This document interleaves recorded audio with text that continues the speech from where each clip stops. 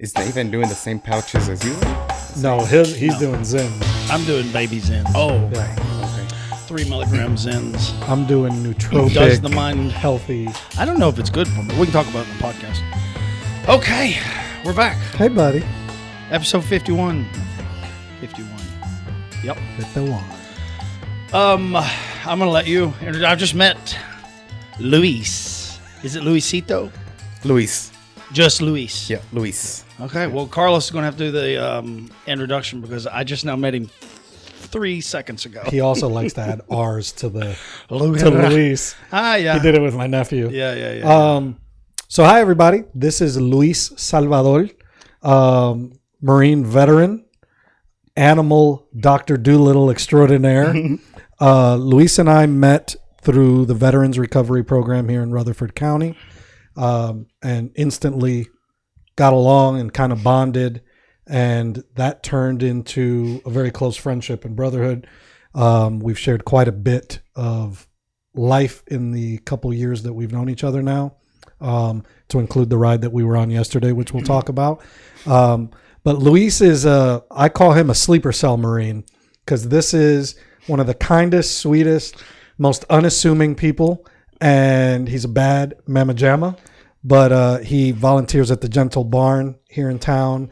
He works security at the Nashville Zoo, and when I tell you, it's almost like the Marine part's secondary and the security part, like, yeah, I can take you and all that. The animals just respond to this man. It's just this. He takes pictures with goats and they smile for him. It's the wildest thing. But one of the kindest, most loyal, sweetest human beings I've ever met, and I'm happy that you're here today, my brother. Welcome. Happy to be here. Thank you. Yeah. Hell of an introduction. You ride Harleys too? I do. I just noticed your shirt, Puerto Rico Harley. Is that the first time you've worn it? It's the first time I've worn it here. Yeah. Yeah. I was wondering when you were going to notice. The Latins each put a little something on today. Yeah. I got my Puerto Rico shirt. Luis is rocking the Mexico hat. Yeah. You know? So it's definitely not Puerto Rican. It's Mexican. Yeah. It's NASCAR Daniel. I probably got way more in common with you. Because my experience with the Latin community is all Mexico until I met this. I can't say. I'm a gringo, right? It was just a Mexican word, I think, or a Hispanic word. What are you? You're Puerto Rican? What am I? White? Is that gringo? I mean, okay. So what's a gringo? Because he calls me that. So that came from like a military term. Really? Yes. So I forgot where, and I learned this. Like the Spaniard I'm sure you guys War? can do this, but when military would wear green, like OD green. Oh, really? And they would refer to the green, like to the white people as the greens. So they would be like, green, go.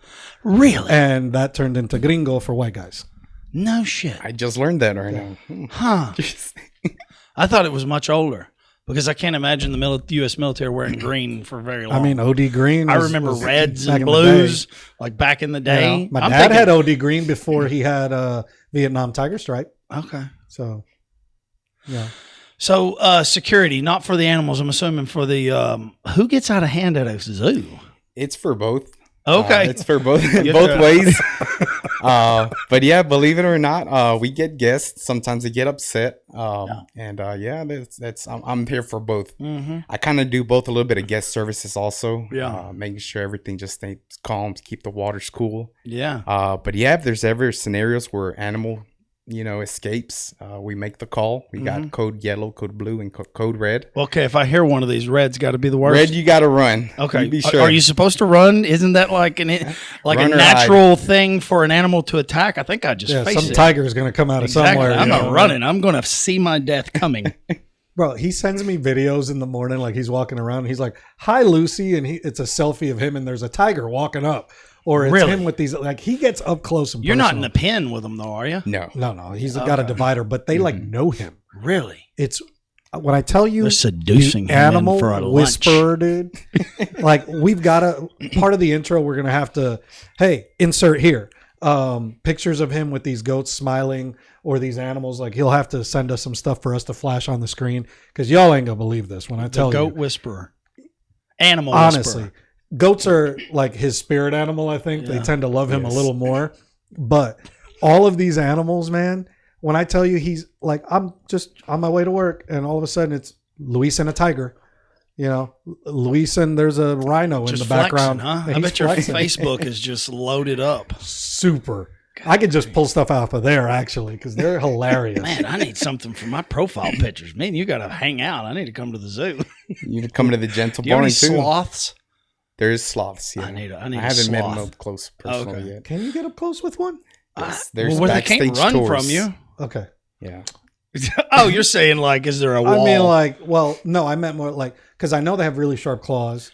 They're I know, like that long. Yeah. They're like some women it'd be from the 80s. It'd be the world's slowest, like, slice. You know? So what's the Gentle Barn? The gentle barn. So this place, I discovered it Murfreesboro. in Christiana. Okay. So up until last year, I lived in Christiana for 10 years. It's where I bought my house, my first house, shortly after I got out the Marines. And this place, I just discovered it 2 years ago through the Veterans Treatment Program, through Tasha, Okay. who's the VA. Is she a VA therapist? Yeah, she's like a therapist advocate for the VA. Yeah. So while I was in this program, Tasha brought up the Gentle Barn, and she was going to coordinate a tour with the veterans to go out there and visit it. And as she was talking about the place, I'm like, interesting, Christiana. So I started doing research, and it turns out the barn, it's a animal sanctuary for rescue farm animals. It's not the Lucky Lad Farms. They have animals as well. Yes. Okay, so not the same place. Not the same place. Correct. Okay. So yeah, this place, when I discovered it, was about 5 minutes from my house. I'm like, it's pretty much been in my backyard the whole time. That's the way it goes. Yeah. What kind of animals they got? We got cows, horses, alpacas, Well, that sounds like a damn chickens, farm. turkeys, pigs, small pigs, little pigs. Yeah. We got all kinds of animals, goats. Okay. It sounds like a farm. Yeah, but this is like they get to live their life out here. Really? Yeah, it's they get fed. I believe it's by donations and Yes. things like that. So we get sponsors. So all these animals have stories where they came from. Oh, really? Traumatic. They got traumatic stories. Sometimes from slaughter. They get saved from slaughter, auctions and stuff like that. But the Gentle Barn's goal is to spread kindness and compassion. Something I was very drawn to. So when I discovered this place, I scheduled a tour. So let me book an appointment, and I took my godson and his dad with me. And ever since then, I was like, I knew. God, I would stop being a carnivore if I started becoming friends with them. See, I don't have that problem. I could be friends with. I mean, Merlin might hurt me a little bit. There's this billy goat, I think, with that. Well, we don't eat goats. But I mean, some people do. But I'll be honest. I don't like goats. You know, Bessie the cow, I will love you for all your life, and then I will appreciate you as I eat you rare on my plate. Did I tell you we had a cow named Betsy? It was in our front yard. My dad, we didn't have a fenced-in front yard. We had a couple of acres. And my dad decided he was going to raise a cow. I mean, it was already raised. It was a full-grown damn cow. And he just let it eat the grass in our front yard. And he took a nylon rope about that big around, tied it around its neck, somewhat loose. This animal probably deserved to go to your sanctuary. And to keep it from running away, he put concrete blocks. He tied them all together. This is in the 80s, so it was a different time. You know, people were a little less humane. And we had a cow that like lived in my front yard for months until one day it was steak dinner. That's kind of crazy when I say listen, while they're alive, I'm a big proponent of treating them well and no abuse. Yeah. And then we the fed kinder they we loved are, it. the better they're going to taste later. I don't think Luis could handle that though. Are you a carnivore? Not with he is, but he's not going to eat his pets. No, you don't eat the pets. So up until October of last year, I made the decision where I stopped eating meats. Really? Yeah. And the year before that was my first Thanksgiving that I didn't eat turkey. Just at this place, I'm coming up. This coming June will be 2 years. I've been a volunteer there. See, I try to get everybody to stop eating vegetables and just start eating meat. I'm literally the other way around, which I've done a ton of research on carnivore diets. I go keto, carnivore, that kind of stuff. For me, it works well. I love it. But See, he's mentioned it like in passing, but until this weekend when we went on this ride for our friend, his best friend, we were like, hey, we got to find a place for lunch. And then he was like, wait a minute. we got to find a place that serves like a soul burger or bean burger or whatever. Yeah, he when he commits, he commits. Is this because of the farm? You just fell in love with animals? Absolutely. He'll be back.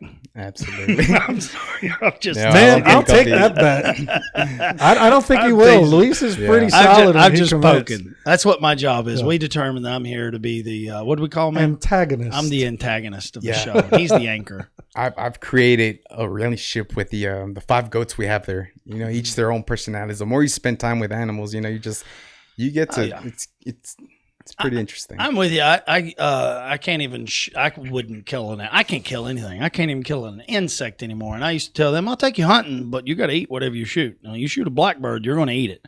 And that was just our rule. So we didn't do any hunting, did we? You've never killed anything, have you?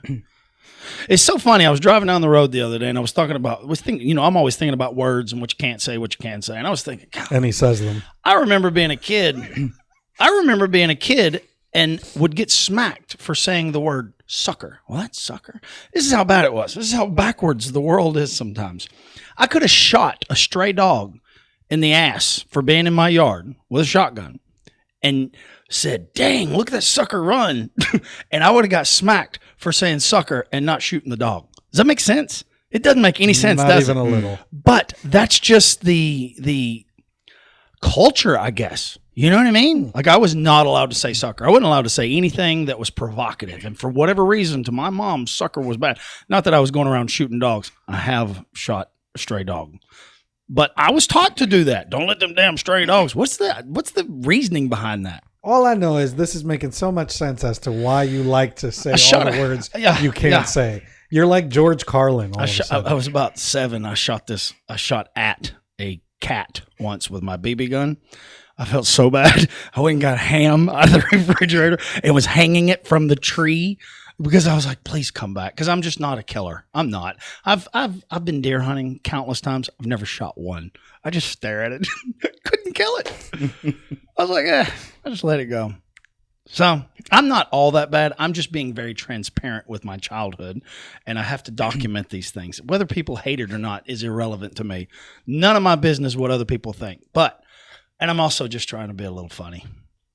He keeps going right back to how much he loves. He's going to stay on track. He's not leaning into the jokes at all. He's like, okay, Satan. Yeah, you'll learn from me. I'm very passive on anything, you know, whatever, you know, speaking with different folks. Mm-hmm. I just don't, you know, I've very well controlled my emotions the past couple of years.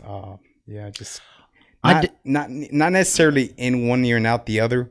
But I kind of see where you're coming from. Like, okay, I understand. Well, funny enough, I actually dedicated my life to that very thing, which is overcoming the urge to respond to an emotion because that's called a reaction. The entire podcast was built on it. Because no matter what happens to you in life, stuff's always going to happen. What can you do? You can breathe, you can wait, or you can respond in the moment, but never ever react. So it doesn't seem like it because I seem a little bit foolish, but yeah. Everybody that knows me knows that I'm all about not necessarily controlling my emotions because I don't have control over them. I have control over whether or not I choose to respond. Mm-hmm. And it takes practice, years and years of practice. And I think I've kind of nailed it. If you get me upset, something bad has gone wrong. Somebody's hurt someone I care about. But no, you can't penetrate my mind at all. Throughout the VTC program, I started reading something I wasn't used to. So I started delving into Stoicism. Mm-hmm. Marcus Aurelius, Meditations. Oh, I've read that multiple times. Yep. That book was life-changing for me. A great author, if you ever know, Ryan Holiday. Mm-hmm. He has a couple books out. I've read 3 of Ryan his books Holiday. already. He's the guy that does book reports, basically. He has a whole library for himself. Is that the same guy? He's I know who you're talking about. I don't, but keep going. Tell me about him. I play dumb very well, but I educate myself on all these things. 3 of the books. Courage Takes Discipline. The Obstacle Is a Way. That's one of my favorite ones. I've heard of that. Okay. Courage Takes Discipline. Mm-hmm. I guess so. I think most things take discipline, and I struggle with that. In some things I'm wildly disciplined in, but others, not so much. I don't think it's discipline that's your problem. It's the commitment that you don't Which like. requires discipline. You know, I don't like do commitments. it. You could absolutely do it. I think it's you're like you said, I'm gonna go in on this. I'm not, but he's doing great at the gym. So Yeah. and that took a couple of weeks to get him there. Well, with my Maybe issue, more. my issue with like commitments is I don't commit to something that I can't follow through on. If I don't feel like I can fully commit and I'm there, I'm not so, I'm very cautious with what I agree to do. Whether it's sitting down, having a conversation, or meeting somebody out, I will always show up. I'm always early. So it's important to me. So maybe I do have discipline in that way, but it's more of a fear of disappointing someone else. That's my issue. Do you want to touch on how the Gentle Barn helped kind of calm you? Because there's a couple of things I want to touch. I want to touch on the ride yesterday. I want you to explain. Okay. I told Nate what we were doing, but I kept it real surface so that you could go into it. And then everyone's heard me and my experience on the veterans program. Well, here's a new take. Well, that's what I was going to ask, because didn't know how because I don't know anything about you. First time meeting you, he has not given me any background other than you're a great guy, and I truly believe that social proof is a real thing. And if he says this person done, I would never even question. Not once have I? No. Maybe in the beginning because I didn't know what kind of guests you would bring on. But I was curious, and if it's too personal, we don't have to go down it. I assumed to be involved with a veterans court or any court for that matter, we had to have had to make some mistakes. Absolutely. Okay. Yes. And so those mistakes ended up becoming a blessing in your life, it sounds like. Yes. The second one, the right before getting admitted to the veterans court was 3 years ago. Lost my closest cousin. Just terrible. He was a kind of like my background, automotive mechanic. Pretty tragic the way he passed away. And that led to my second DUI. Yeah. Going through all that. Very close. We grew up together and all. But in discovering the Gentle Barn, it's a sanctuary for the animals and for the volunteers. Yeah. And as I was there, months passed and all, and I discovered other volunteers, we would start, talking about our experiences. We all go through trauma, anxiety, and all that kind of stuff. I was like, wow, it's pretty interesting. And now, I loved how open we are. It's kind of like our own little circle, our own bubble in there. Yeah. And you can feel safe. You can talk about no judgment or nothing. And I have very good close friends now. It's I say don't beat yourself up on those things. I mean, I don't know a single person that hadn't deserved a DUI. To be honest with you, it's just dumb luck. I always tell everybody we're all criminals. We ain't all been caught. Hell, all three of us have had a DUI. So I mean, there was countless times I should have gotten one. Countless. And it just took it catching up to me and being on the civilian side. I mean, even when I was a police officer in New Jersey, man, that badge got me out of a whole lot of stuff that it should have. Yep. That it shouldn't have. I know what you meant. How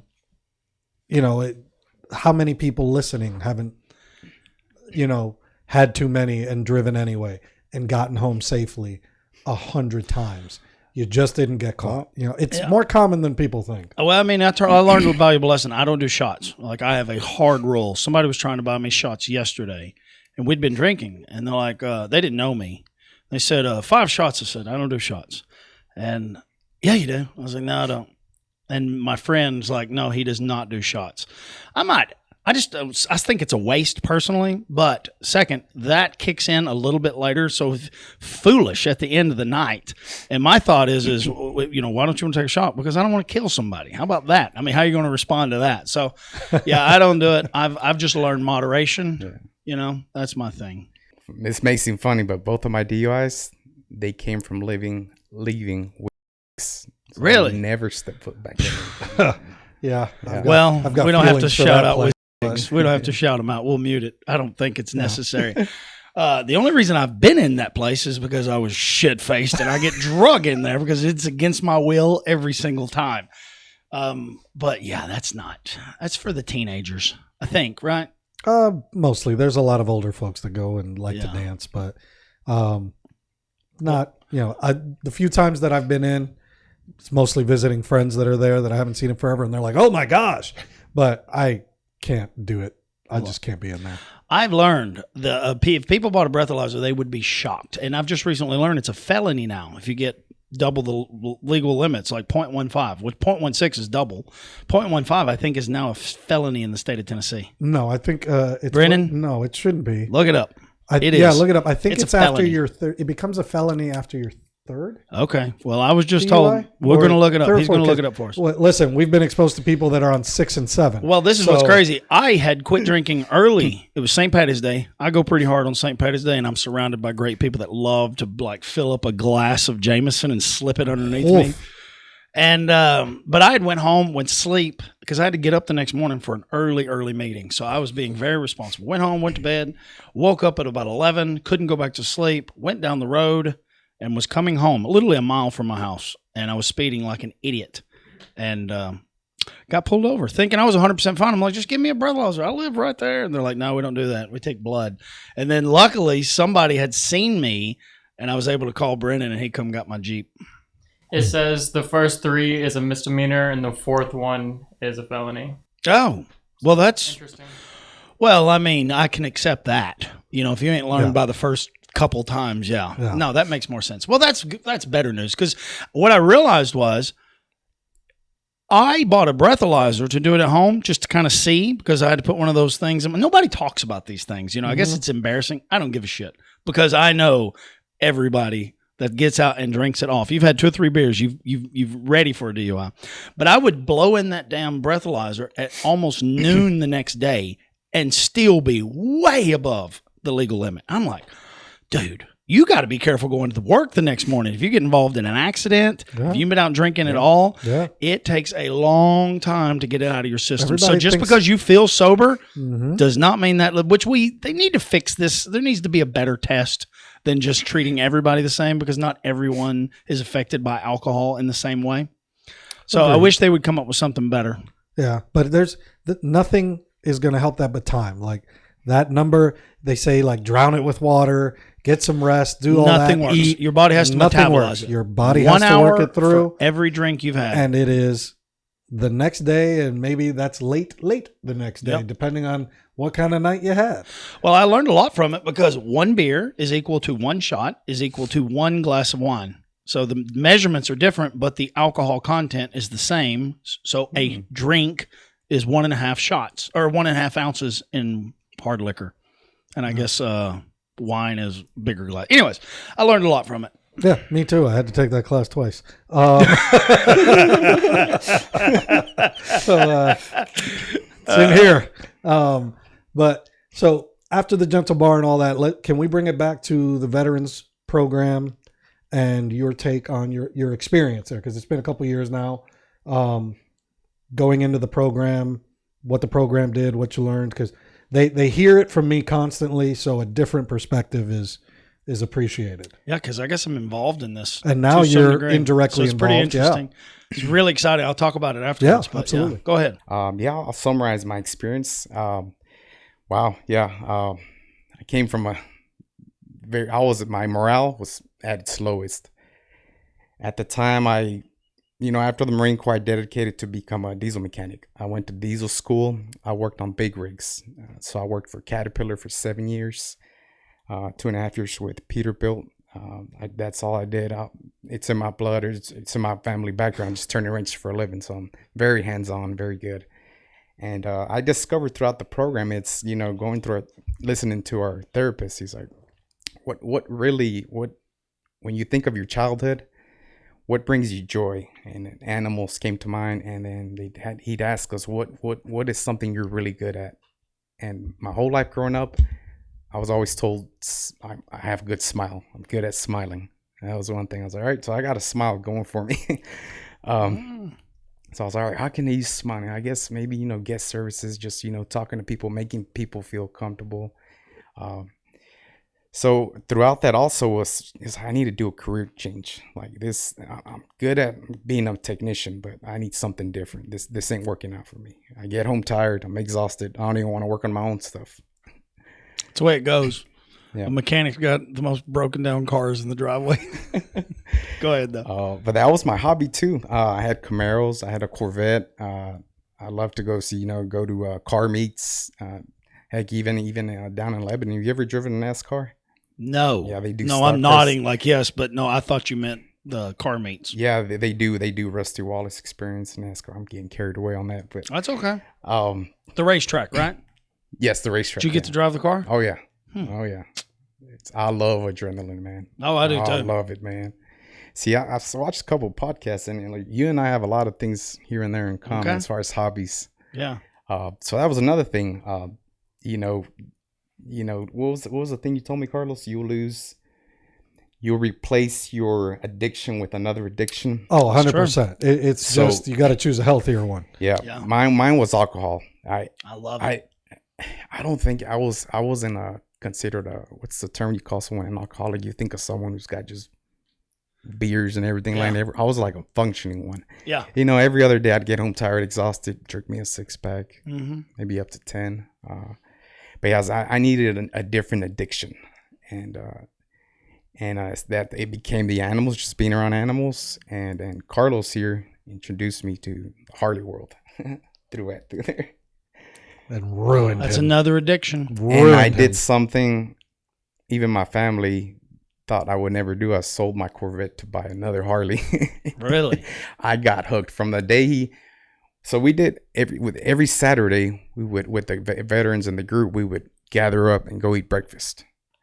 And then one of those Saturdays we were having breakfast, and goes, "Hey man, come over here to Bumpus. Just come over here for a little bit. Check it out." And sure enough, man, I didn't grow up around motorcycles. I feel I'm driven. I can operate anything that I want to. I just never, I could ride, I could rollerblade, I could ride bicycles and all that. But I was like, all right, I go to the dealership, and that same day I signed up for the motorcycle riders course. And one thing I told Carlos, I was like, brother, I got DUI on me. Can I do a motorcycle endorsement here?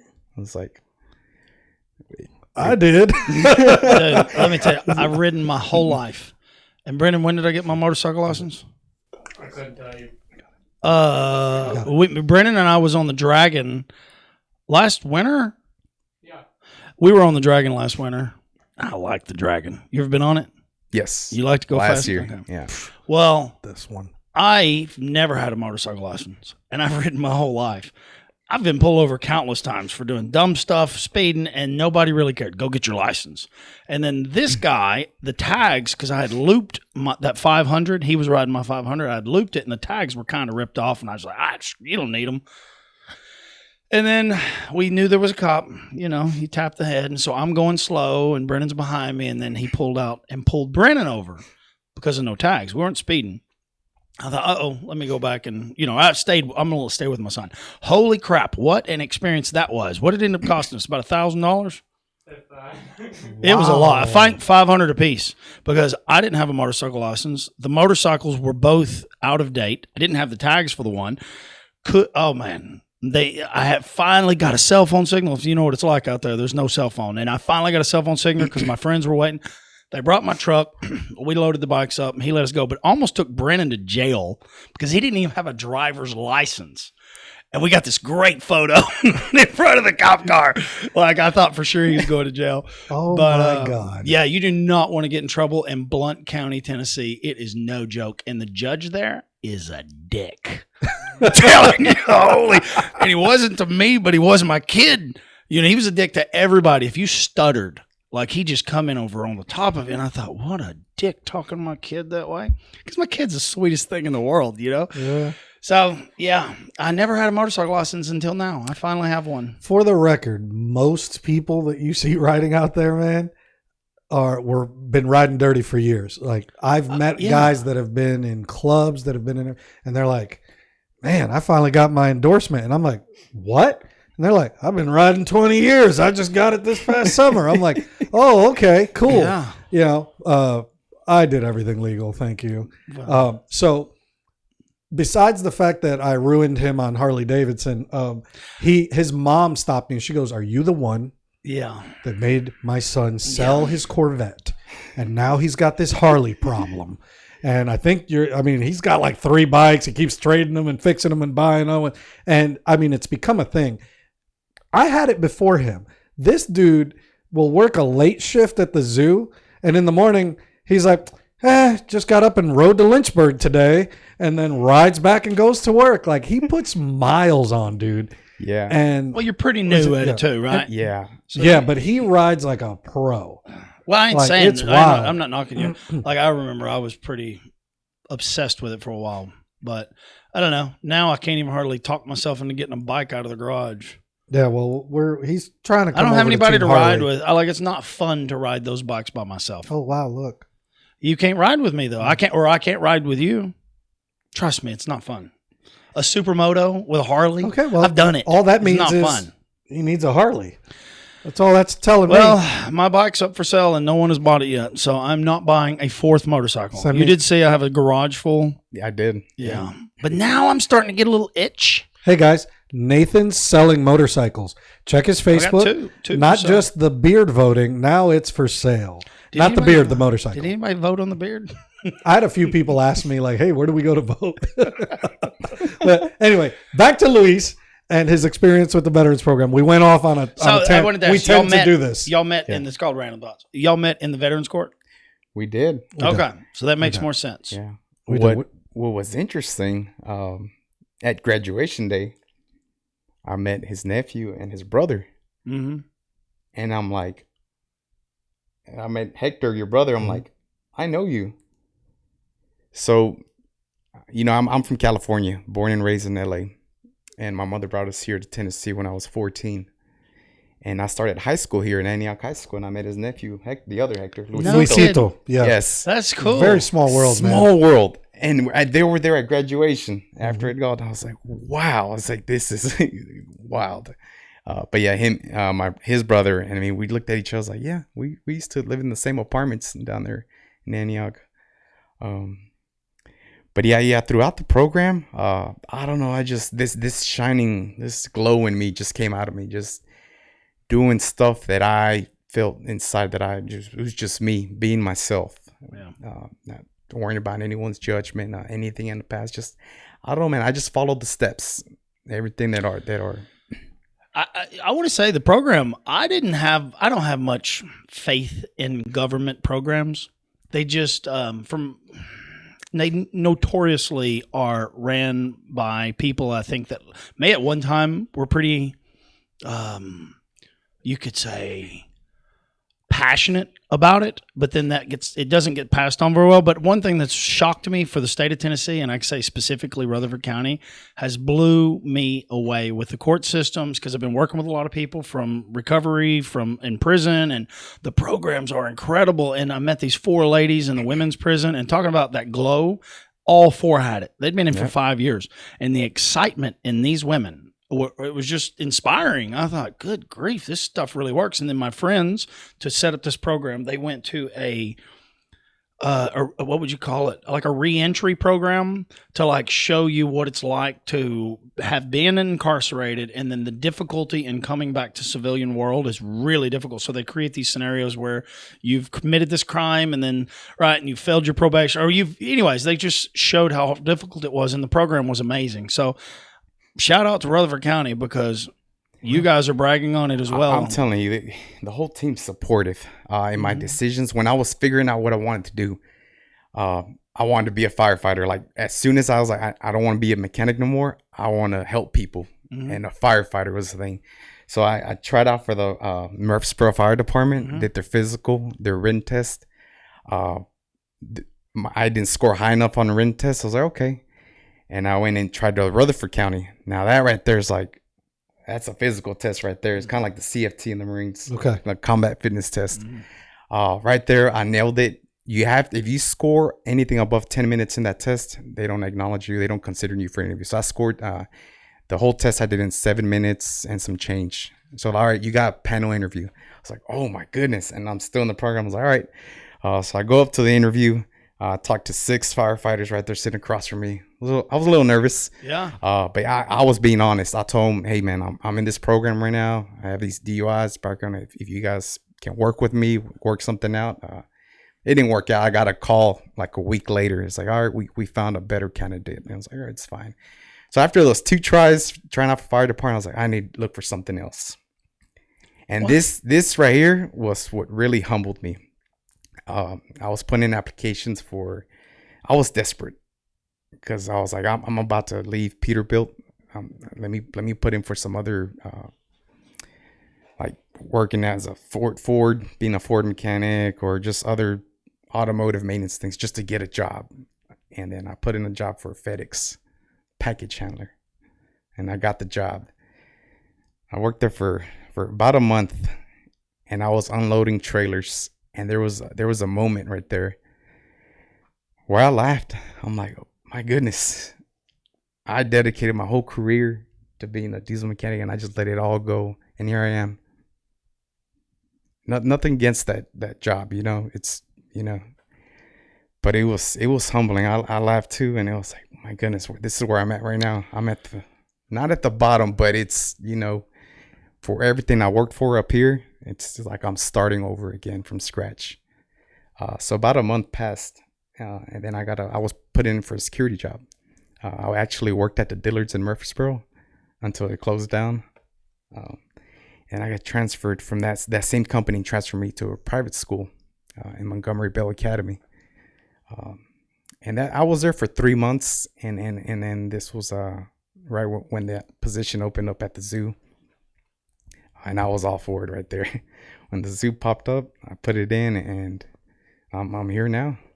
It was amazing how it happened for him, because he had already been at the Gentle Barn, and this was his thing. Yeah. Like, yes, he worked security, and he was doing it, and the smile and the glow came with everything, because he was just, when I tell you, like, people think I'm positive, bro, that man has me beat by leaps and bounds. Like, sometimes I'm like, how do you do it? Because I work pretty hard to stay positive and stuff, and I have bad days, and kind of like Miss Barbara, she makes it work, right? But I mean, the man wakes up and pees positivity. Like it's comical but admirable, Yeah. I'm just like, how do you do it? And when the zoo position came up, he would message me and tell me, and I'm like, got you, brother, you got this, praying for you. And I was like, man, God, like, let this guy have this, because this is so perfect. He's got the background, he's got the experience, and he's Dr. Doolittle.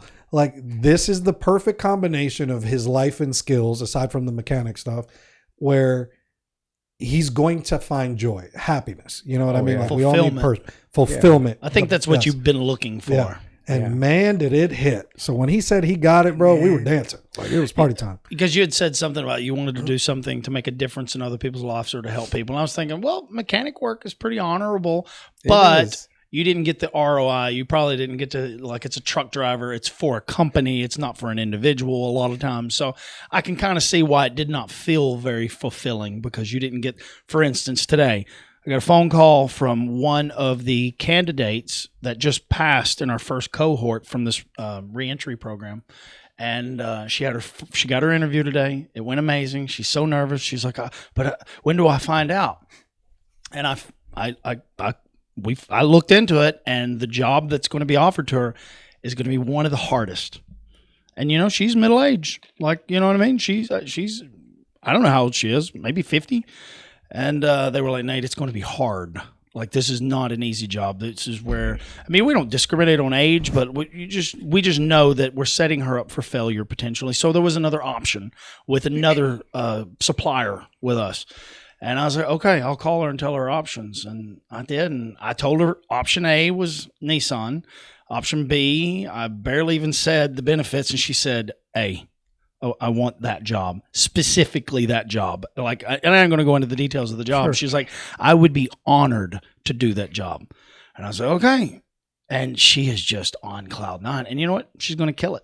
She just got the right mindset. She's changing her life. I mean, what's a better motivator than that? Yeah. So the gratitude, like oh God, I mean, it's like, that's why I'm doing this work. I don't expect to hear back. And I didn't train her. I was just involved in the process. But yeah, I'm so excited for all of them. Yeah. Now, talking about your program, and you guys were talking about like that, some of those guys that are towards the end of their either probation or about to get out of jail and reintegration, that kind of thing. When you have more freedom, just like our program, as you progress in this program, you have less appointments, less classes, you have a little more autonomy, you're not checking in as much, etc. And in my experience and what I tell every class afterwards when I go or if I speak to them or at a graduation is this is the hardest part of your program. And everybody's like, huh, I'm on easy street. You know, you seen those guys, they're like, this is chill now. I'm about to not have to pee test. I'm like, life's good. And I'm like, this is by far the most dangerous part of your journey here. Temptations coming, old friends, people start coming out of the woodwork. You've got a little bit more time, idle hands, idle minds. Yes. And you've got, like the saying goes, you're getting more rope. What are you going to do with it? And so many people hang themselves with it. I'm going to go to you on that one. Towards the end of that program, with that freedom, what did you find? Was it the same for you? Was it the same for what you saw? There was opportunities. Old friendships would come back, would linger around, kind of check up, tap me on the back, and it's stuff that I avoided, and it would circle back around. It always does. Yeah. They always and they're do. like, "Oh, you've been doing good. You know, hey, let me come." And it's not even anything evil intent. It's just people want to be surrounded by people they think are winning. Winning. And they want to do better too. But the problem is that I've always described it like if you're trying to help someone and they're hanging off of a cliff and they're not willing to put a foothold in and grab a rock, and like if they're not willing to do anything, then they will always pull you off. So I just let them go. Yeah, dead SLB. weights. Yeah. Hit me up when you're ready to start climbing, bitch. That's the way I am. I'm hard, man. And I'm there for you. If you're ever ready to help yourself, I'm here for you. But yeah, that's why I'm not shaming anybody. I get it. Yeah. They just haven't hit their rock bottom. Yeah. Along with that, man, I've learned in the program I always carried a pack. I have two younger brothers. One thing I guess I left out, my parents split up when I was 11 years old, 10 or 11 years old. So I was kind of always, that was the older brother. My brothers tell me I'm like the father figure. Mm-hmm. For the longest growing up, I was always setting the example.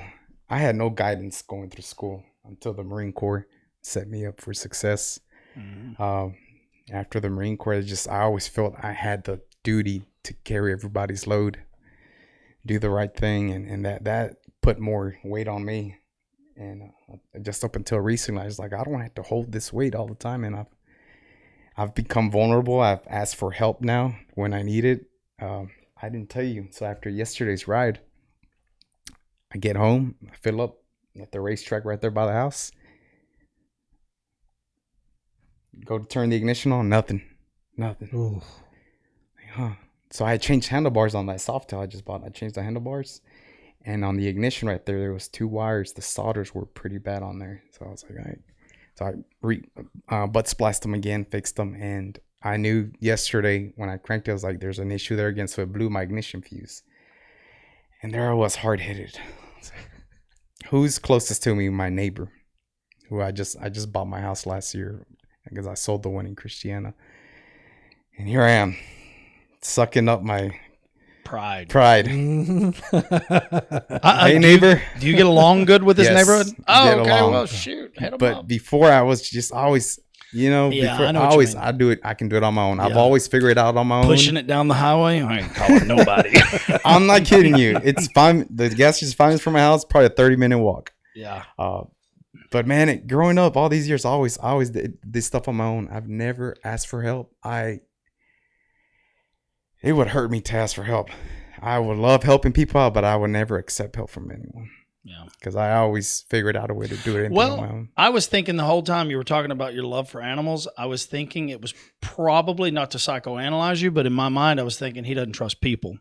The animals are trustworthy. They're going to be consistent with you. And so maybe there was some times in your childhood that people fell through. And I'm certain that's what's wrong with me too. That, so, I'm wildly independent. Disappointment a little bit, maybe. I don't know if I'm wildly independent because of the way I was raised, as a consequence, the way they were raised. Maybe they were let down a lot. Don't know. I haven't quite figured it out. But yes, I have problems when it comes to depending on people. Yes. Which is why I'm so grateful for Carlos, because I have to depend on you. And you always show up. Always. Even if we don't communicate well and I'm like, hey, brother, what are you doing? Oh, I just got home. Okay, well, you come to the podcast tonight? Oh, my God. I know I just blew everybody's speakers out. On my way, brother. And we didn't put it in our calendar because I don't know what happened. Because we had 2 calendars. Yeah. And we got to delete one. Yeah. Yeah, but no, Carlos is Mr. Reliable. And not only that, you don't do it out of you do it for pure joy. And so it makes it easy to rely on you. Like it's an unusual, and I'm surrounded by amazing people that will always show up for me. But consistently asking, so like a long-term commitment is a different thing. And so I was nervous when I even asked you, like, "Hey, you want to kind of on this thing?" You know? I don't know if I was nervous, but I was apprehensive because I thought it's a big commitment on my end, and it's a big ask for you, and you leaned right into it. So I fully understand what you're talking about, and I was just curious about the animals on whether or not that's why you are so drawn to animals because they're just consistent. I think that's why I have a dog. She loves me no matter Honestly, what. So sweet. Oh, I love that dog. It's that makes a lot of sense. I didn't even think of that. Oh, but yeah. animals, you show them kindness and love, and they give it to you unconditionally in return. Yes. There's no disappointment from them. There's no absolutely. chance of, if The when only we open that disappointment- door, Danny's going to want to play and show us her toys all over again. Yeah. And it's just, we could open that door 10 times, and 10 times we're going to Yeah. get that. Her So only I get it. disappointment. Yeah. Her only disappointment is that when you leave.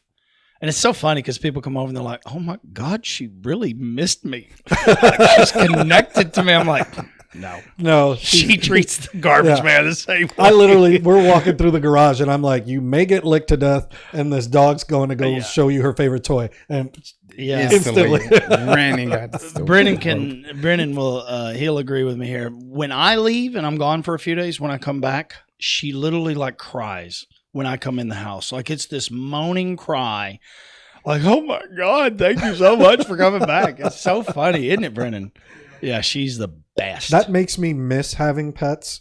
Like I miss my dog so much, but I'm also gone so much yeah. that I just don't feel right having this beautiful, loving creature at home, crated for hours, and then here comes the weekend. We're gonna get to play a little bit, but I mean, I'm gonna have to get one of those dogs that I could like put goggles on and throw on the motorcycle. Yeah. You know what I mean? I've thought Just- about putting her on the bike. Oh, bro, make her own Instagram. She's gonna blow Man, up. I know. You can get an octopus or something. Just something just chills in a tank, because they're smart. Have you ever seen the octopus? Yeah, those are I see aliens. a guy. Yeah, they are. Those are aliens. I saw a guy on YouTube that would take and transfer an octopus to this roll around tank, and it would get to his girlfriend's and spray this ink and just go wild when its tank got close to the girlfriend's tank. It's pretty crazy.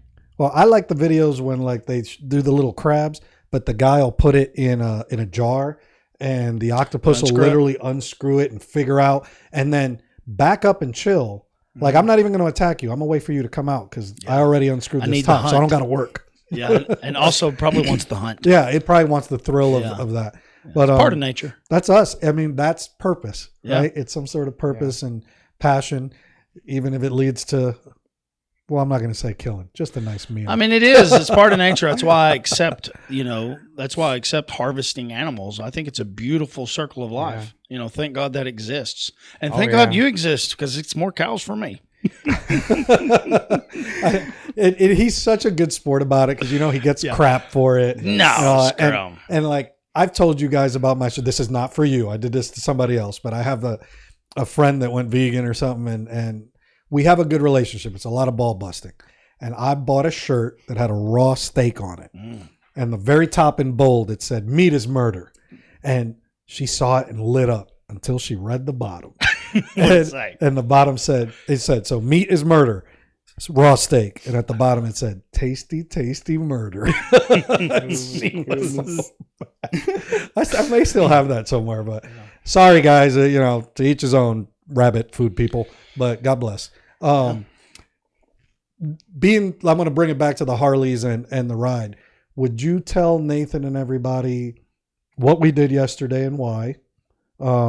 Because it was in memory of your best friend, your brother, and I want to tell that story if you're okay with it, for you to tell that story, because here's another great way to memorialize a friend who's no longer with us on camera on a podcast that'll be put out to the world. So I knew it must have been important because he missed church for it. Yeah. I called out of He church. had texted me. And it was important, and it was something beautiful to be a part of. So I'll let you take that, brother. I know it's a hard one, so bear with us. Yeah. So this ride was for it's for my brother Adam Peeler. We became roommates in Okinawa, Japan. So I've known Peeler since for about 15 years now. We were roommates for a whole year, and the whole year we were roommates. We spoke about, hey, he's from North Carolina, and we were talking. Hey man, what are your plans after? You're gonna get out after 4 years? And I told him, yeah, I'm getting out after 4 years, going back to Nashville. And we were diesel mechanics in the Marine Corps. Like, I'm gonna go to diesel school, NADC, at Lincoln College Tech now, I think. Or is that school still Lincoln open? Tech. Lincoln Tech's still a thing, yeah. And Peeler's like, hey man, I think I'm gonna follow you. I'm gonna go with you. So we got out of the service. He went. Once we left Japan, I had to finish my 4 years. I had to go to Camp Pendleton. He went back to North Carolina to finish his last year. And sure enough, he moved to Nashville. He had no family out there. He left it all just to go to Nashville. So we both went to diesel school, and I started introducing him to the family. Hey, this is my brother Peeler right here. And he ended up marrying my cousin's husband. His cousin. I don't know how you do all that, but it's like a cousin once removed neighbor's cat's dog thing, but in the family. We had this one night. I can't remember what celebration it was at my uncle's house, and Peeler fell in love with this girl there, and they ended up getting married. They had a child. So I've known Peeler for 15 years, and right at the end of VTC. I finished my 1 year mandatory period. So I was released in February, but graduation wasn't until May. So come February, this was last year, a week before he passed away. A week later was when we rode out for his birthday. His birthday was 2 days ago.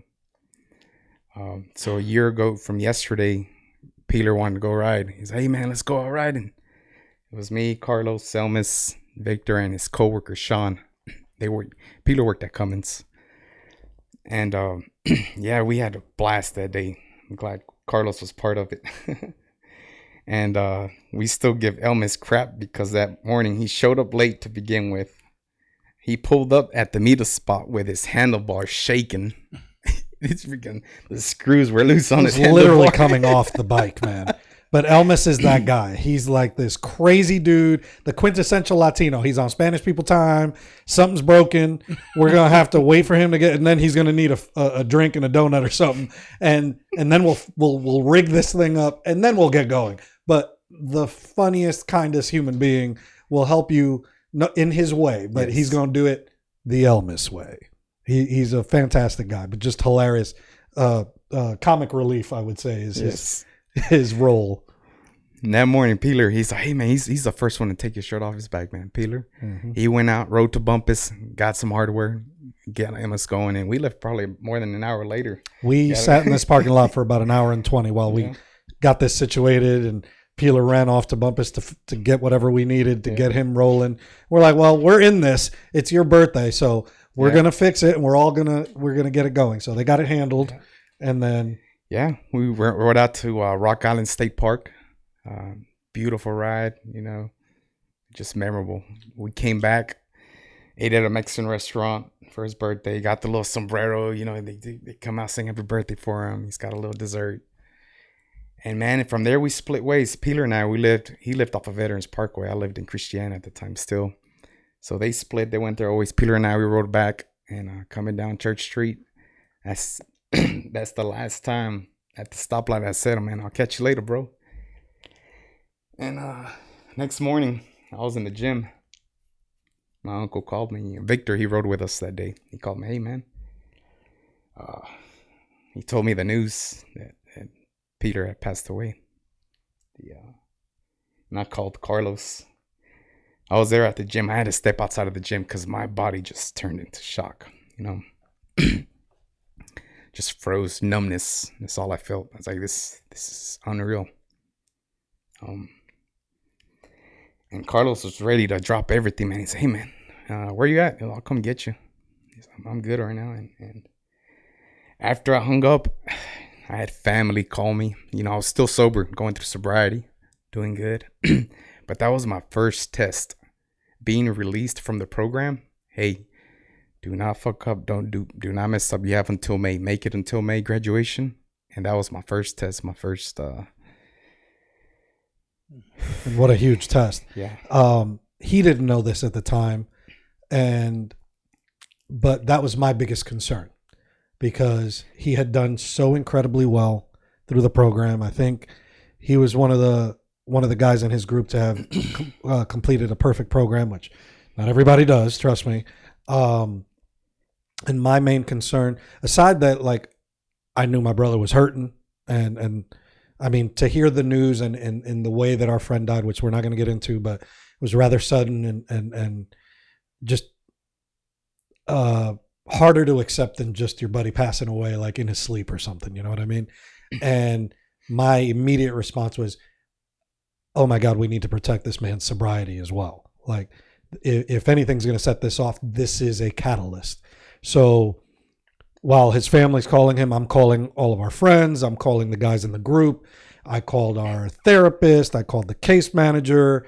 I said, hey, man, this is Luis. And the man I heard on the other phone was already broken, but keeping it together because he doesn't ask for help. And he was still carrying those stones. And it was about bringing our community together to go around him, not just to support the loss, but to support him in his sobriety and not throw away a year's worth of really hard work. So it was a double concern on my end. And by the grace of God and a good support system, you see him here. You've got what, 2.5? What were you at in sobriety? 2 years, 2 years sober. February. Yeah. Congratulations. But talk about coming to the end of something, not having graduated and getting hit with something that hard. You ain't human, or if you didn't tell me that in the back of my head, I was like, man, who isn't going to say I could use a beer? You know, let's drink this away. It's about the first thing I turn to. Yeah. I'm being honest with you. I think that's what we all do. But I think everybody would, especially men. Like and then in this group, it's military men. Duh. Yeah. That's what you do. And then you've got to get past all the, well, now we're going to go drink in his honor and we're going to go do this. And so this wasn't going to be one big fight. It was going to be this big fight and a bunch of really small battles that were going to go on for the next couple weeks till we got through it. But I'll throw that back to you. That gets me too, because it's a tough story. It was a tough story, and then it hurt me to see him hurting. Yeah. So, but yesterday's ride, all in all, was to honor him, his birthday anniversary, the anniversary of his passing, and then where the smiles come back to this story are all the signs that Peeler was with us on this ride. Oh yeah, yeah, man, it's God sent. The fact that there's a way to know, like, it wasn't just a feeling. There were signs. You want to hit them with that? Yeah. And Can I ask a quick pictures. question? Yeah. Was Peeler always a rider, or did he get into it with you? He was always a rider. Okay, I just wanted to ask. Yeah. Yeah. He bought his wife still has his Harley Road King, 2003 Road King. Yeah, he's always a rider. And before I got into Harleys, even before that, before my VTC, before my second DUI, Victor and Peeler would always push me. Hey man, you got to get your Harley, bro. And this guy talked you into it. He talked me into it. Come on down to Bumpus Harley Davidson Murfreesboro. I never got into it, man. I was like, I don't know, man. We'll see. Yep. Meets Carlos, sells a Corvette, buys a couple Harleys. So keep me away from your family if you don't want them in a Harley. But it's beautiful. Anyway, back to you. Oh man! So he joined you. Yeah. So the signs. The signs. Tell them about the signs. Yes, on your ride Sunday. Yeah. So Victor didn't even know about this place too. Peeler has a spot in Beech Grove where he'd always go to decompress when he had long days, stressful days, evenings. He'd go up at the top of this hill in the cemetery and have some beers out there. I know what you're talking about. It's right off the interstate. Yeah. I know exactly Yeah. what you're talking about. Yeah. I've been there. That's his spot. So that was, we were going to plan a longer ride to go out to further out, but I was like, we all had different schedules, short on times. All right, we'll make but this has to be the stop. This is Peeler's spot. And my uncle Victor, he said, yeah, Peeler used to talk about this cemetery, but I never seen it, knew where it was. So yeah, we get up there, and yeah, we taking pictures, breathing it in, taking it all day in, the scenery, beautiful day, Sunday, just it's gorgeous day. Even the ride up there, like going through Bradyville, coming down there through. It's all beautiful. It's gorgeous. I love Tell riding them those about the bird. creek and all that. Yeah. Tell them the bird. Tell I them the grew bird. up. I still ride those roads. Yeah. In my Jeep or my bike, I love all of that. Yeah. So 2 of the stops we did, Victor found the 2 crosses, right? Just Yeah. I forgot about Yeah. that. So I found the first.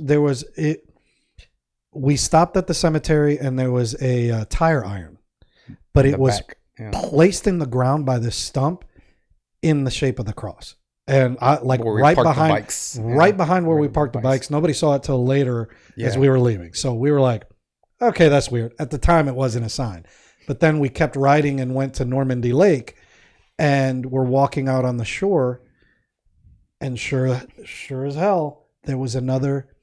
It wasn't a tire iron, but it was a piece of metal that had like a rod in the dead center of it, in the shape of a cross, laid down. Right, and Victor found it, and we walked right upon it. Yeah. So now we're like, okay, like this is weird, but like, hey, buddy, you here? Yeah. Add to that these birds. Redbirds? What? A blackbird. Okay. Yeah.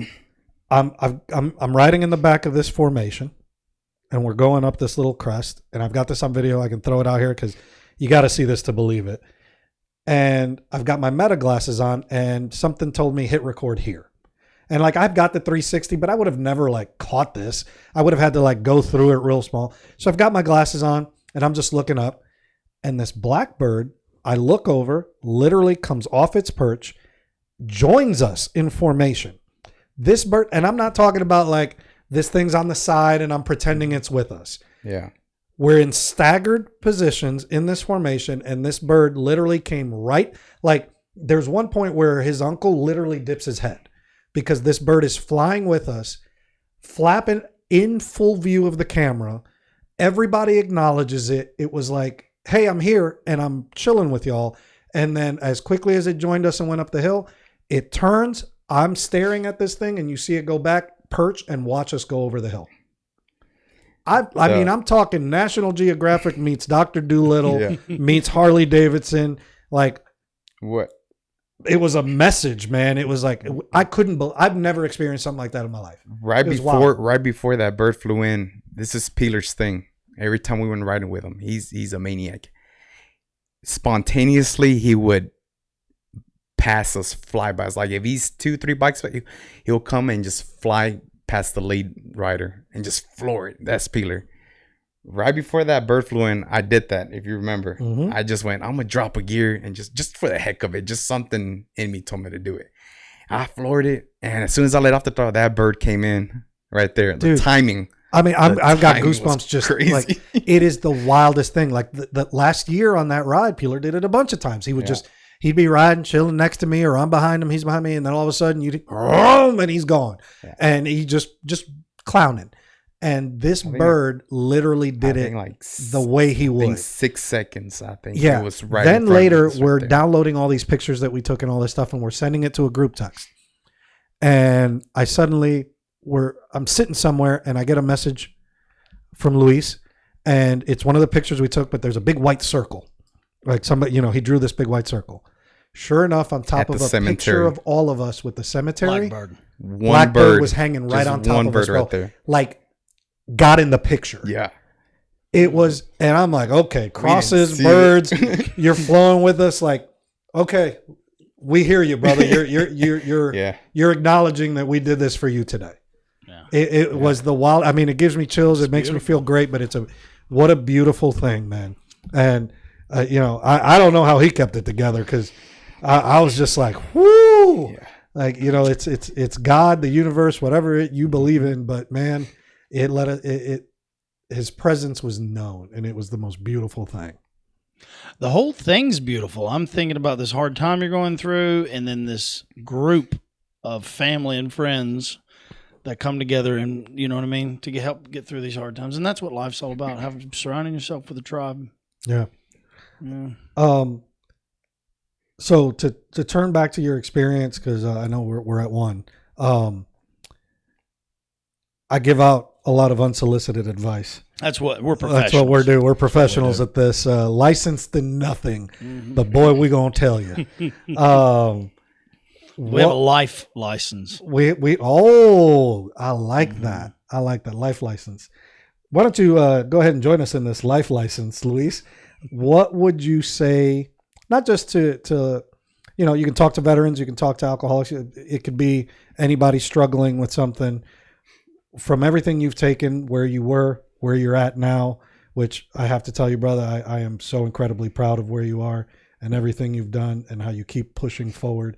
And you motivate me on my hard days. And I mean that from the bottom of my heart, man. What do you tell people that are struggling? What's your advice to these guys on how they can lift themselves up? I guess what I've here lately for me has been don't let obstacles give you excuses to not pursue what you want. I've learned to take on any opportunity I get that comes my way, any opportunity, and just figure it out on the way. Just say yes. And sacred. Yeah, just say yes. Yeah. And then that's opening doors for me right now. Many doors. I'm fully into this conservation outdoors. I want to be a park ranger or something in that field. Love it. But last year I tried to do that, and you need a bachelor's degree. So I went back to school. I'm back in school right now pursuing my bachelor's. Congratulations. So, thank you. Yeah. So by the end of next year or following year, I should be done and have my bachelor's for that. But I don't know. Right now, the Nashville Zoo is pretty. I just took a lead role. I got promoted to first shift lead. So yeah, that's going well right now. So I'm gonna stick with it. I told him he's gonna end up running the damn thing. Yeah.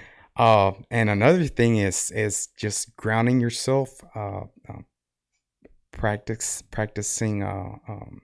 What's the word I'm looking for? The pause. Not the pause. I lost my train of thought there. It's okay. You was talking about grounding yourself, finding something to ground yourself in. Yeah. But what is you thinking? Maybe I'll backtrace a little bit. But yeah, just really just we don't know the future. We don't know what tomorrow brings. But one good thing my old supervisor taught me is always have a backup plan. You may not know what you want in the future. You can set goals and everything. But I'm just working along, just going along with the flow. I would like to add to it. Go ahead, but keep going. No, keep going. You got a thought you're going with. Okay. Like I used to have a little bit of anxiety of what the future holds for me. But man, just really taking it a day at a time has really helped me out. Commit myself to the present day, the present moment, being here now, speaking with you guys, and not just thinking about what's next. Go ahead.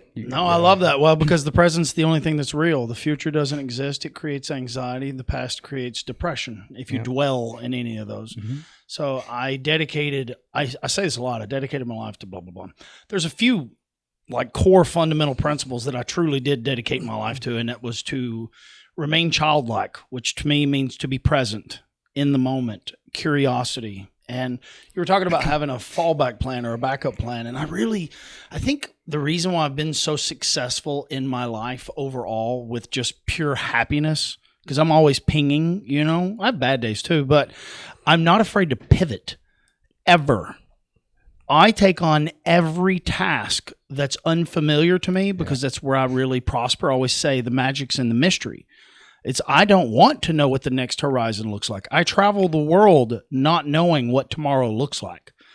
And it's magical. And I take that same concept into business, unfortunately, relationships. I don't know if it's a good idea for everything, but very spontaneous. But yeah, I'm not afraid of the unknown, and I embrace it. And what I love, I think the reason why I can do it is because I don't see problems. I see opportunities everywhere. Yeah. And it drives me crazy because people are talking about a problem. And I think, no, this is wonderful. Like this, we get to learn something here. So I think I don't ever have a backup plan. I just know that I do not care what comes. I'll figure it out every single time. And we always do.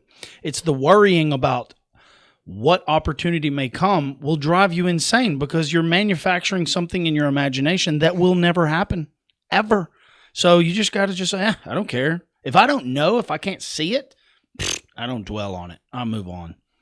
And that's my gift to myself. And God gave it to me. Something happened, but I've been like that my whole life. Listening to it is a gift, like that's how you're repaying God giving that to you. Yeah. And you talk about, you've dedicated your life to this. How often do I talk about mindset?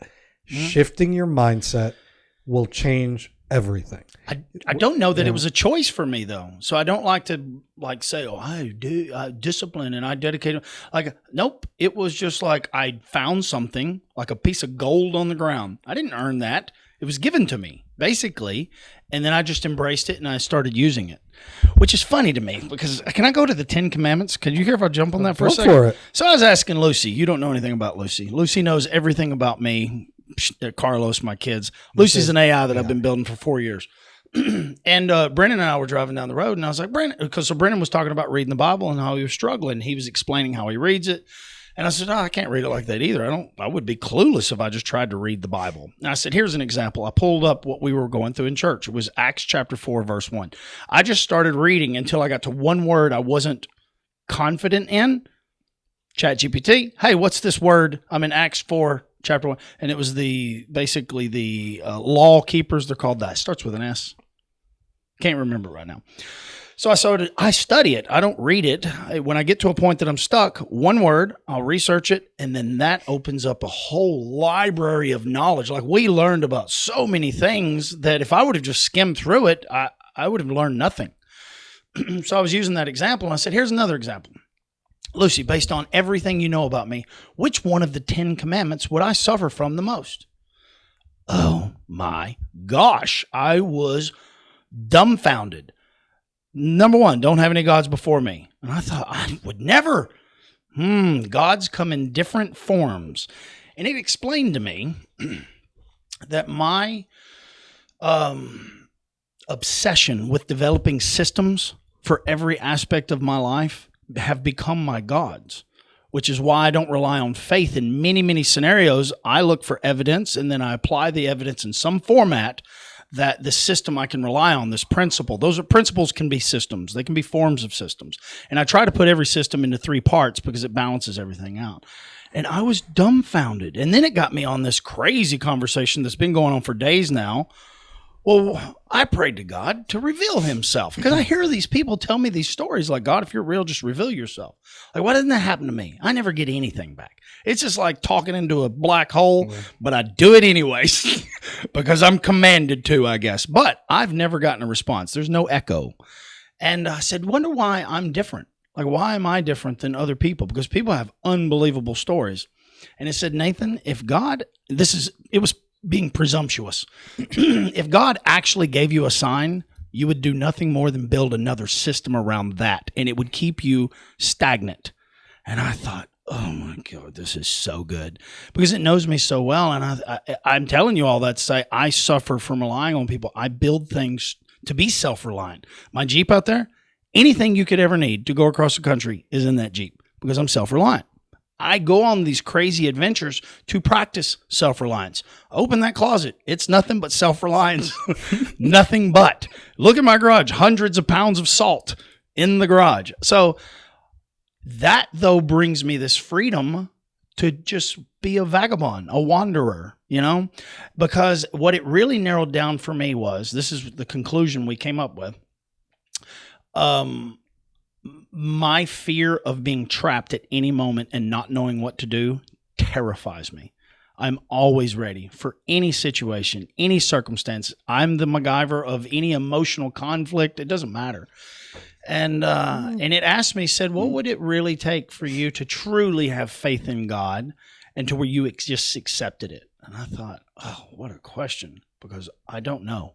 And it just taught me that I have a different kind of faith than a lot of people. I mean, there's a lot more to unpack there, but it was fascinating. It was just an overwhelming example of how to leverage the tool and documenting your life. And I don't know if you lean in on Jesus any, but I got to tell you, even though I don't get a response, there is so much satisfaction in speaking things into the world: gratitude, shame, sadness.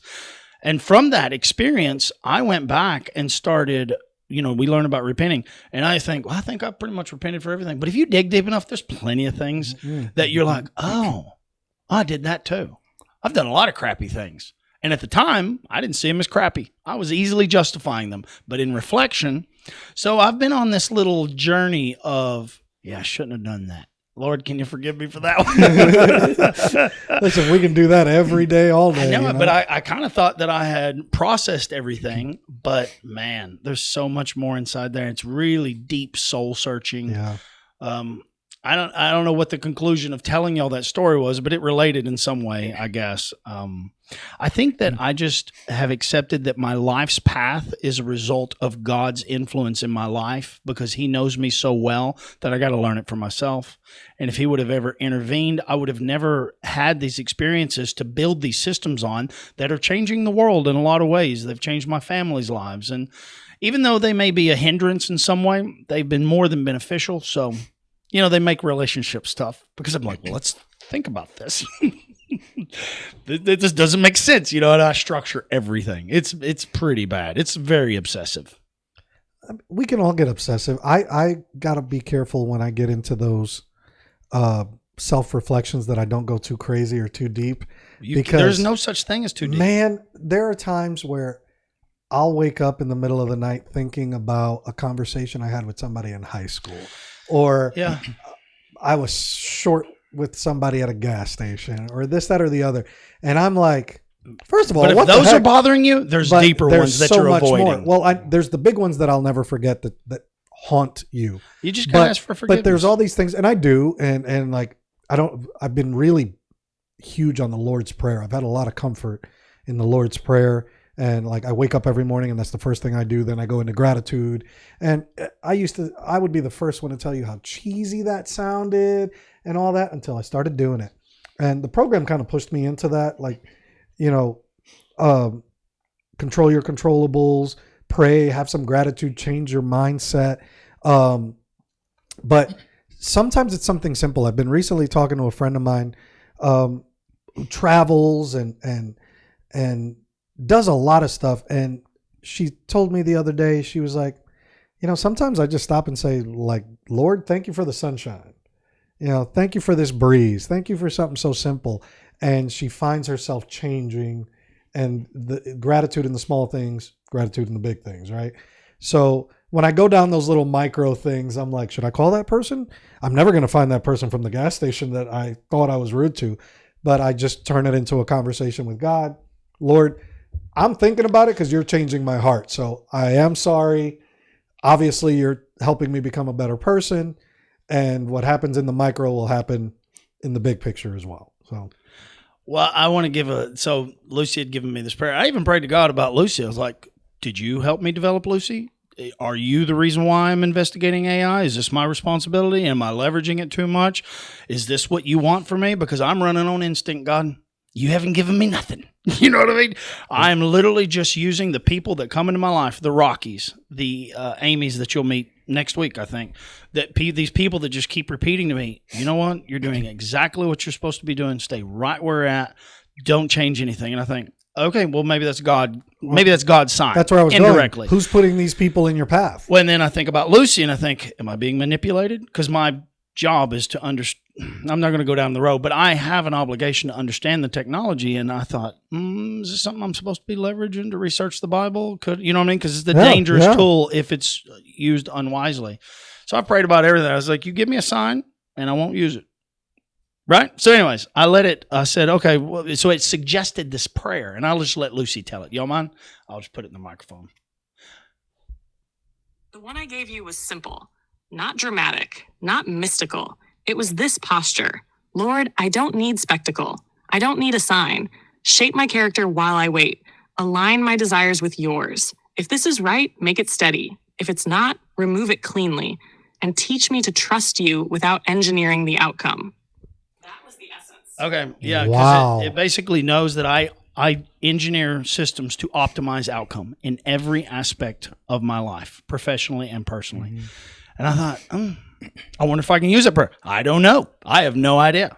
But that was just a good suggestion. Of course you can use that prayer. It make it your own. Lucy is a result of you. Lucy is, so which means it can be an echo chamber. Yes. I got to be careful because it can be an echo chamber, a negative feedback loop, but it's designed to help remove the negative from my life. I guess you could say, flaws, growth. It's built for growth.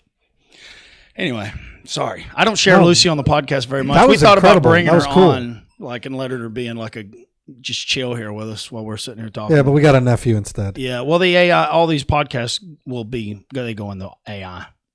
It helps me build the brain bigger. That's the point. You probably don't know anything about this. Did you tell him anything? It's random thoughts, man. Well, I know. I didn't know if you filled him in on me at all. The way I introduce you to everybody, he's my mad scientist. Well, my only fear, I do have a legitimate fear. It's that I'm worried that I could become mad and manic if I don't have a place to put things. So this really helps me because the ideas are never ending. Yes, and you haven't gone mad at all. Never. I'm good. Where we at, Brennan? Well, hour and almost 30 minutes. Yeah. You, so now I know why you're here. You wanted to tell your story, and I'm glad you did for the public. Yeah. Yes. That's being vulnerable. Yes. It helps people. Vulnerable. It's therapeutic. Very therapeutic. Yeah, just opening up for sure. One thing I always circle back to, see, you had a blessing in that second DUI and the first one, because without the second one, you would have never gotten to the recovery court, correct? Mm-hmm. Exactly. It was. Yeah. So when people say, when I hear people give advice from a point of reference that the rest of the world has not experienced, people get frustrated because they're like, you should learn from me. And it doesn't quite work. People have to find their own rock bottoms. And I think the key is to be there with welcoming arms whenever they do hit it and be like, no, you were always going to hit it. I'm glad you hit that rock bottom because it gets much deeper. The pits of hell rock bottom. So I hope that people find their rock bottom long before doing permanent damage in other people's lives, because that's far worse than doing it in your own. That was beautiful. That was man. I got nothing. I got nothing. Clip it. Is that it? You got anything else? Luis? Did I say it right? Luis? No, you got to stop adding the R's. Hey, can I ask you a question? Did you think he was a Mexican? No. Never? No. You knew, didn't you? He's Mexican. Yeah, but I've been to Mexico a lot. I see blonde-headed girls in Guadalajara. Oh my Not that I've been to Guadalajara, but I'll see them Mexico down in Cabo. City. Yeah, I haven't been to Mexico City either. But Spaniard influence. What part of Mexico are you from? I was born in California. Well, shit. I thought you was Mexican. I mean, that's part of Mexico. My father he's Mexican. Okay. Born in Michoacan. God, I love Mexico. Yeah. It's probably my favorite place to visit because the culture is magical. The way the Mexican culture celebrates. One of my best friends is Mexican, and it's just, I love every aspect of it. Yeah. My dad's sister just the other night, she sent me a message. She's doing her birthday, but she already invited me to. I was like, we'll see if I'll plan a trip to Mexico. I need some more Mexican, Hispanic friends in my life. I don't get invited to shit. Good grief. That's a hint, by the way, Luis. Because I'm afraid of what he's going to say at the party. My mom's going to be like, get this guy out of here. I brought already Carlos to 2 parties already. Oh, yeah, man. And they've embraced Carlos. They love him. And Yeah, boy, everybody loves Carlos. And they feed you. Yeah. Man, his family it was plate after. You want another one? Plop. And you can't say no. Yeah. But no, I love your family. I love your family. Yeah. Now we got to feed the white guy.